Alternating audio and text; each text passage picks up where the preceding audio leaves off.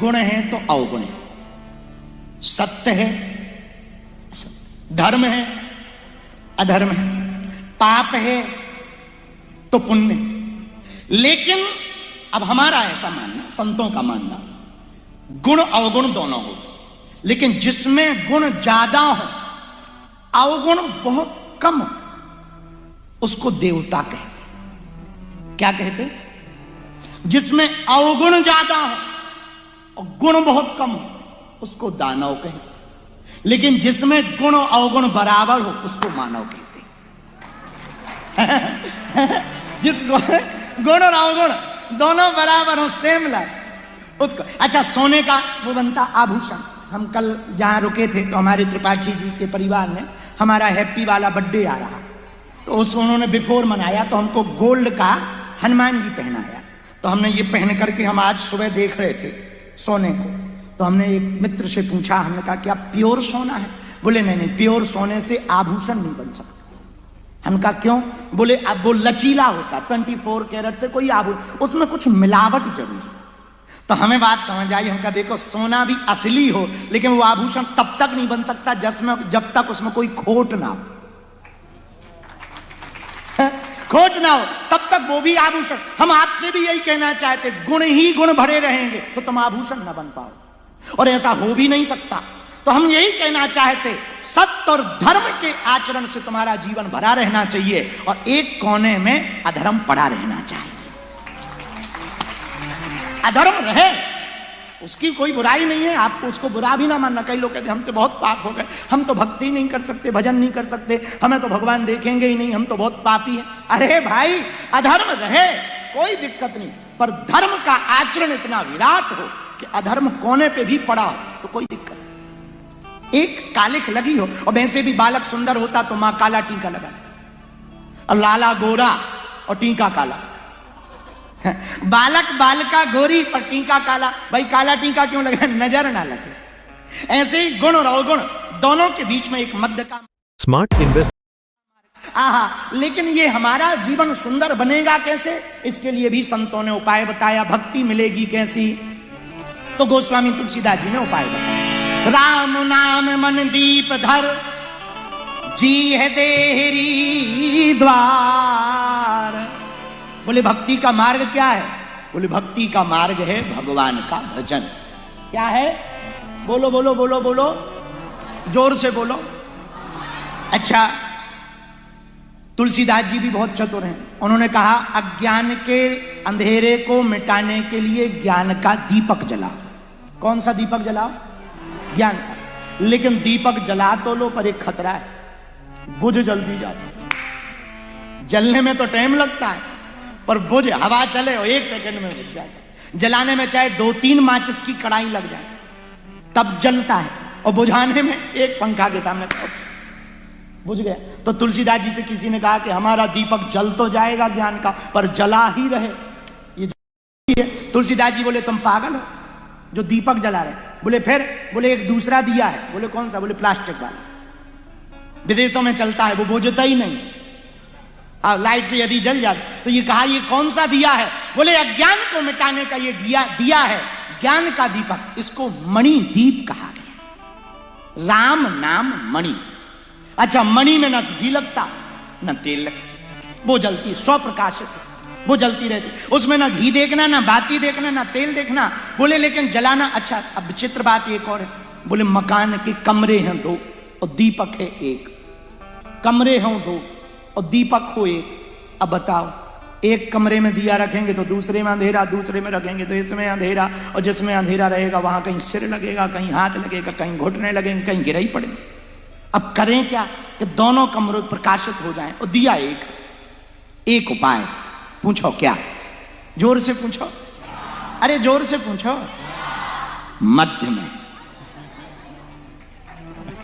जिसको देहरी कहते। देहरी जानते? दरवाजे की जो चौखट होती उसको देहरी कहते। देहरी, उसको मध्य कहते। तो तुम दोनों कमरों के मध्य में दीपक रख दो, इसमें भी उजाला रहेगा, उसमें भी उजाला। तुम्हारे पास भी 2 कमरे हैं। अब पूछो कौन से?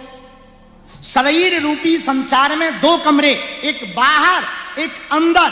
अगर तुम बाहर ज्ञान का दीपक जलाओगे तो अंदर अंधेरा रहेगा, वो अंदर दीपक जला लोगे तो बाहर अंधेरा रहेगा। बोले उपाय क्या? बोले मुख पर ज्ञान का नाम का दीपक जला लो, बाहर भी उजाला रहेगा, अंदर भी उजाला। अरब की एक बहुत प्रसिद्ध दार्शनिका हुई जिसका नाम राबिया था। राबिया नाम की बहुत प्रसिद्ध दार्शनिका हुई, बहुत अद्भुत दार्शनिक थी वो। राबिया एक दिन अपने मकान के बाहर जो गली निकली हुई थी, गली के बाहर में सुई खोज रही थी। तो गांव वाले आए, क्या कर रहे? बोले सुई खो गई। बोले अच्छा हम भी देखते हैं। तो गांव वाले खोजने लगे, वो भी खोजने लगे, 2-4 और आए, वो भी खोजने लगे, जकार्ता वाले भी पहुंचे, वो भी खोजने लगे। सब सुई खोज रहे, इधर देखें उधर देखें उधर देखें। राबिया बड़ी प्रसिद्ध संत, तो भला कौन मदद ना करे।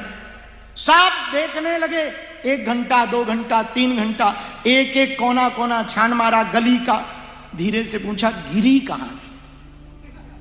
राबिया बोली अंदर, अंदर गिरी। तो बोले, अब सब माथा पकड़ के बोले पे बाहर क्यों खोज रहे? तो बोली कि अंदर उजाला नहीं था, बाहर उजाला था, इसलिए हम बाहर खोज रहे हैं, अंदर अंधेरा था। हम लोगों का भी वही हाल है, हम लोग शांति खोजते बाहर हैं, होती अंदर है। हम लोग सुख को होता अंदर है, सुख शांति होती अंदर है, पर खोजते कहां? बाहर। तो 3 अवस्था है। कितनी अवस्था? ध्यान की 3 अवस्थाएं हैं। कितनी? बोलो बोलो, अरे जरा जम के बोलो। एक, आंख बंद करके ध्यान करो। दूसरा, आंख खोलकर ध्यान करो, त्राटक, एकटक, त्राटक। तीसरा, ना बंद करो ना खोलो, बीच में रखे रहो। ये ध्यान बड़ा गजब का, क्योंकि यदि पूरा खोल करके त्राटक करो, एकटक करो, तो बाहर तो दिखता रहेगा, भीतर नहीं देख पाओ। और केवल भीतर देखने के लिए आंख बंद करो तो भीतर में तो सब देख पाओगे, बाहर में भीतर नहीं देख पाओगे। अब दोनों को देखना उसका मार्ग है, क्या है? जरा जोर से बोलो, मध्य। और यही मध्य मार्ग की पुष्टि भागवत में श्री प्रहलाद जी के लिए भगवान नरसिंह ने पुष्टि की। भगवान प्रकट भय नरसिंह, आधे नर आधे सिंह, नाम भगवान प्रकट भय। प्रहलाद जी सामने खड़े, भगवान के सामने, प्रहलाद जी के सामने भगवान नरसिंह गए। जाकर के प्रहलाद जी के सामने खड़े होकर के भगवान ने कंधे पर हाथ रखा और प्रहलाद से कहा हमें माफ कर दो। दुनिया के पहले परमात्मा, ऐसा ब्रह्म भला कौन होगा जो भक्त से कहे हमें माफ करो। प्रहलाद जी बोले प्रभु ऐसी बातें क्यों करते? भगवान बोले हमारे आने में देरी हो गई, हमें बहुत पहले आ जाना चाहिए। इतने कष्ट तुमको पाने पड़े, इतनी पीड़ा तुमको पानी पड़ी, पिता से इतना कष्ट पाना पड़ा, भगवान के सब हमें माफ कर दो। प्रहलाद जी की आंखों में आंसू आ गए। प्रभु आप आ गए, यही बहुत। बड़े बड़े अमलात्मा विमलात्मा शेष महेश गणेश दिनेश सुरेश जाई निरंतर ध्यावे ताई हीर की छोरियां छचियावर छाछ पे नाच नचावे। बड़े बड़े अमलात्मा विमलात्मा महात्मा आपका चिंतन करते तब भी आप उनके चित्त में नहीं उतरते और हमारे सामने चरित्र में उतर गए हैं, तो ये क्या कम है? ये क्या कम है? ये क्या कम है? ये कम थोड़ी है, ये तो बहुत है। फिर भी भगवान वो पूर्ण परब्रह्म परमात्मा जो सकल संसार को अपनी उंगलियों पर चलाने वाला ब्रह्म है, अग्नित्र विशेष शिव चतुरानन बहुगिरी शरद सिंधु मही कानन काल कर्म गुण ज्ञान स्वभाव स्वही देखा जो सुनाना काऊ। ऐसा ब्रह्म जो सारे संसार को चलाने वाला पूर्ण परब्रह्म परमात्मा है, वो शक्तिमान ब्रह्म भी अपने भक्त से क्या कह रहा? हमको माफ कर दो। प्रहलाद जी की आंखों में आंसू आके कहते प्रभु ऐसी बातें मत करो। प्रहलाद जी को अंक में गोद में भर लिया, अंक में बैठा लिया, गोद में भगवान ने प्रहलाद को बैठाया और प्रहलाद से कहा प्रहलाद मांगो कुछ। प्रहलाद जी बोले अब हम क्या मांगे?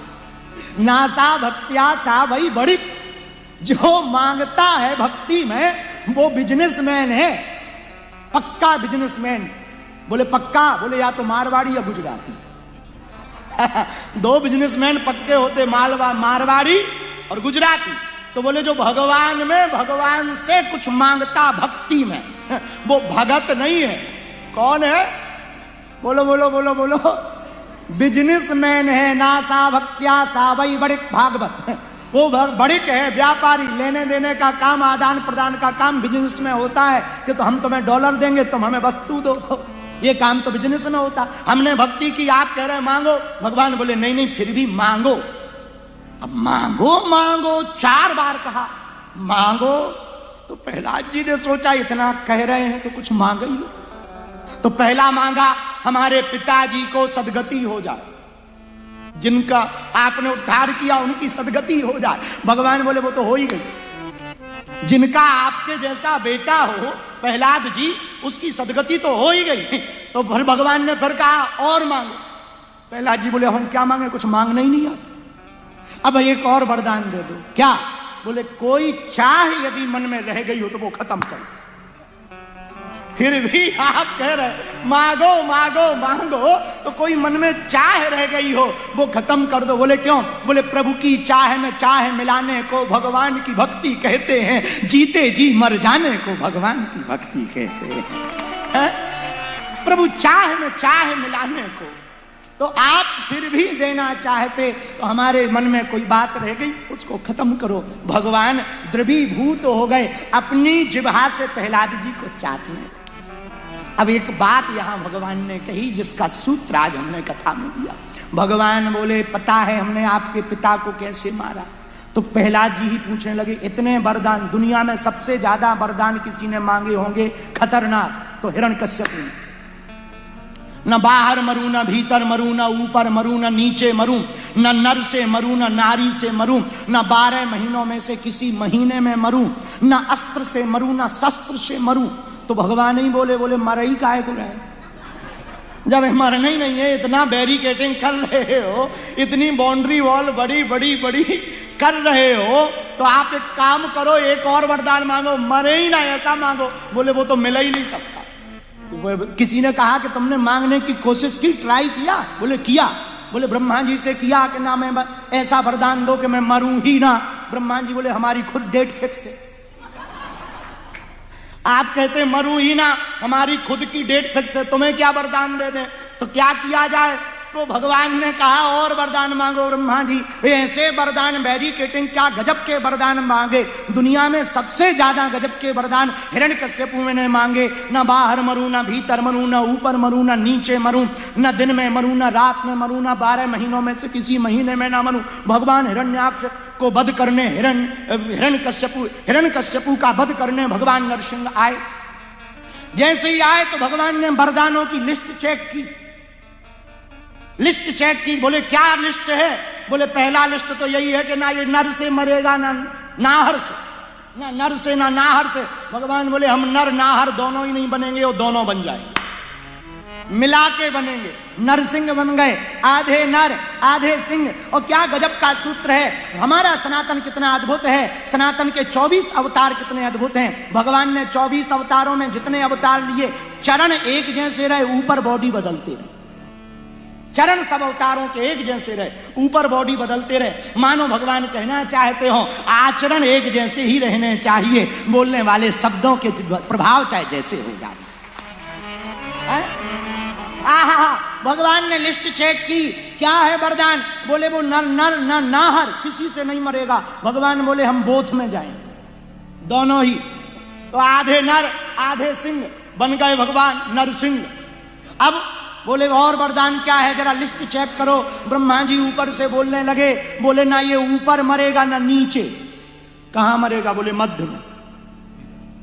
कहां मरेगा? बोलो बोलो बोलो। भगवान बोले टेंशन मत लो, निपट जाएगा।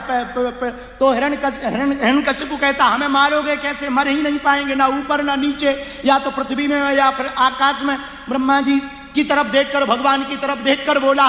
भगवान बोले टेंशन ना लो। भगवान गए, भगवान ने जंघों पे लिटा लिया। ले बेटा, ना ऊपर है ना नीचे, बीच का बीच है। हिरण्यकश्यप बोला तब भी नहीं मरेंगे, लिस्ट चेक कर लो।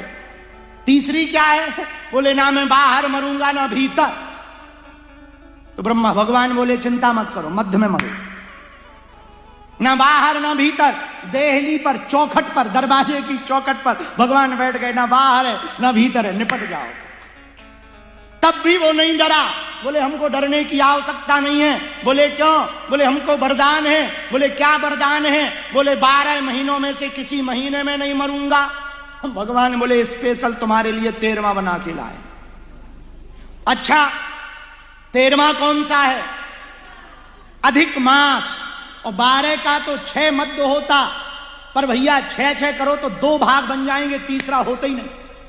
यदि 12 को 2 में डिवाइड करो तो 6 दूनी 12, तो 2 पक्ष तो होंगे पर तीसरा नहीं होगा। तो भगवान चतुर है, मध्य को प्रमाणित करने के लिए भगवान ने 13वां महीना बनाया। 6 और 6 12, तो बीच में 13वां अधिक मास मध्य का महीना।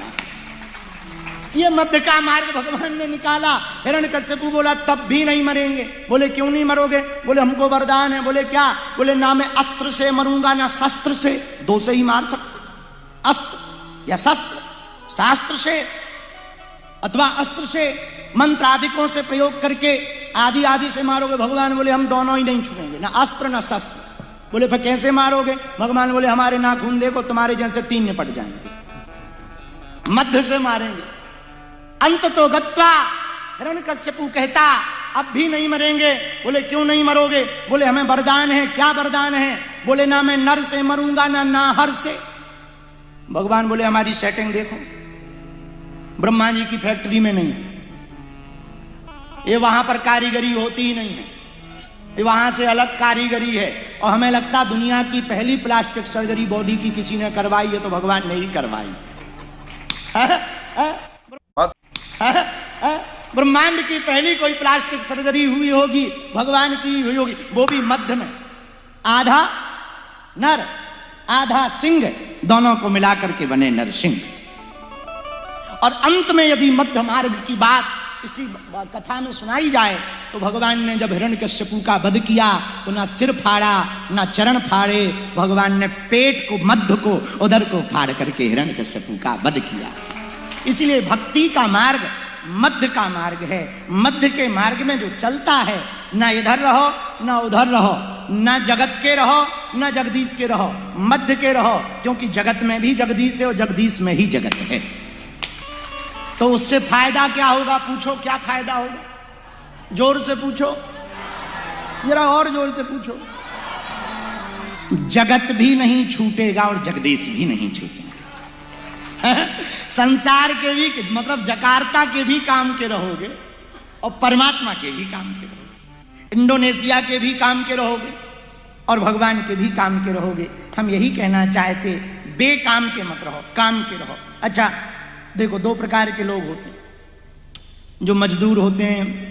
2 प्रकार के मजदूर होते हैं, एक स्वतंत्र मजदूर होता है, एक परतंत्र मजदूर होता है। एक होता है कि डे के हिसाब से मजदूरी करता, कभी इधर कभी उधर, कभी यहाँ लग गया कभी उधर। एक होता है जो मंथली, एक ही मालिक का रहता पर मंथली रहता। फायदे में मंथली वाला ज्यादा इसलिए रहता कि उसकी डेट फिक्स है, उसकी वेतन फिक्स है। 1 डे काम करने वाले व्यक्ति में हो सकता कभी काम ही ना मिले, तो बड़ी दिक्कत हो सकती। हम वही आपसे कहना चाहते, यदि कभी तुम इनके रहोगे कभी उनके रहोगे तो हो सकता घाटे में रहो, पर यदि सदा तुम एक के रहोगे तो हमेशा फायदे में रहोगे। एक ही साधें सब सधें, सब साधें सब जाएं, वही है हनुमान जी महाराज। कौन? बोलो बोलो बोलो। हनुमान जी महाराज। हनुमान जी महाराज के जीवन में भी वही मध्य मार्ग है। क्या मार्ग है? मध्य मार्ग है। अच्छा, हनुमान जी के जीवन में मध्य मार्ग कहाँ है? ये भी बड़ा प्रश्न है। हनुमान जी के जीवन में मध्य मार्ग का कहाँ? आहा, हनुमान जी के जीवन में मध्य मार्ग तभी प्रकट हुआ, हनुमान जी लंका गए तो मध्य मार्ग ही अपनाया। वहां पर देखो, लंका की यात्रा में हनुमान जी ने 4 खोजें। कितनी खोजें की? बोलो बोलो। लंका यात्रा में हनुमान जी को जो सबसे ज्यादा प्राप्ति हुई वो 4 चीजों की बड़ी अद्भुत प्राप्ति हुई। हनुमान जी महाराज लंका की यात्रा में पहले नंबर पर शांति पाते। क्या पाते? जोर से बोलो। लंका प्रवेश करने के पहले समुद्र के किनारे हनुमान जी ध्यान मुद्रा में बैठे, आंखें बंद करके। तो किसी ने कहा आंख क्यों बंद की है? हनुमान जी बोले शांति यही मिलेगी। समुद्र की लहरों का शोर है और शोर में शांति चाहिए, तो आंख बंद करो। 1-2 महात्मा स्कूल में गए, महात्माओं का स्कूल में क्या काम, फिर भी चले गए। स्कूल के बच्चे तो बच्चे ही होते हैं, तो बच्चे शोर मचाने लगे, हो। अब बच्चे चुप ना हो गए तो क्या करें? एक महात्मा बोले बच्चों शोर तो मचाओ पर आंख बंद करके मचाओ। अच्छा बच्चे तो बच्चे, हम लोग भी शोर आंख बंद करके नहीं मचा सकते। आंख बंद करके शोर ज्यादा नहीं मचा सकते। एक आदमी ओ फिर लगेगा जरा देखें प्रभाव पड़ रहा कि नहीं।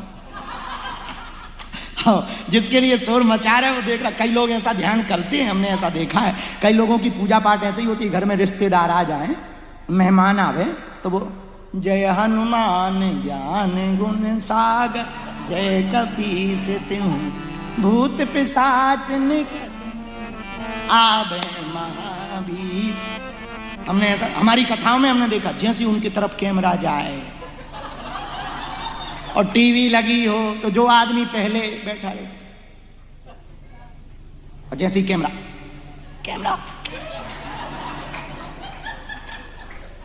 श्री राम जय, ऐसे लगने लगता जैसे साक्षात मीराबाई हो। हाँ, और पुरुष तो लगने लगते मानो प्रहलाद जी इनके अंदर ही घुस गए। आंख बंद करके बिल्कुल ध्यान मुद्रा में भजन कीर्तन करने लगते हैं। तो ध्यान, अच्छा शोर भयंकर हो और शोर में शांति चाहिए, तो ये उपाय है। हनुमान जी ने लंका की यात्रा में 4 बातें पाई, 4 सफलताएं पाई। पहली सफलता शांति पाई। क्या पाई? बोलो बोलो बोलो। पर शांति कहां? लंका जाने के पूर्व में समुद्र के किनारे नेत्र बंद करके ध्यान मुद्रा। अच्छा, सब अपने अपने बल को बता रहे। जब लंका आप पढ़ेंगे अरे किष्किंधा कांड को, तो किष्किंधा कांड में आया है, सब अपने अपने बल को बता रहे। अंगद जी कह रहे, अंगद कहूं जामो में पारा और जिये संशय कछु फिर बारा। अंगद जी बोले हम लंका चले तो जाएंगे, पर लौटने में बैटरी डिस्चार्ज हो सकती है, गड़बड़ हो सकती है। तो किसी ने कहा अंगद जी से कि क्या गड़बड़? बोले हो सकता कहीं गुफा मिल जाए, गुफा हमारे दादा परदादा से श्रापित है। बोले क्यों श्रापित है? बोले हमारे पिताजी की मौत गुफाई के चक्कर में। अंगद जिनके बेटा है बाली की मौत तो गुफाई के ही चक्कर में हुई। तो बोले चाचा ताऊ पिता सबको गुफा श्रापित है, इसलिए हम जाने में तो ठीक है, आने में दिक्कत है। यदि अकेले चले गए कहीं फंस गए गुफा में फिर लपड़ा। इसलिए अंगद जी कहते अंगद कहूं जाऊं मैं पारा जिये संशय कछु फिरती बारा। अब सब अपना अपना बल बताने लगे। तो किसी ने जामवंत जी से कहा मुखिया तुम हो, आप बूढ़े हो, आप क्यों नहीं चले जाए? हम लोगों को ज्ञान दे रहे कि जाओ जाओ जाओ, तुम ही चले जाओ, क्या बिगड़ जाएगा? जामवंत जी बोले हम जा तो पाते, पर बुढ़ापा आ गया। ओ भय घरी महदीनी 7 प्रदक्षिण धाय। जब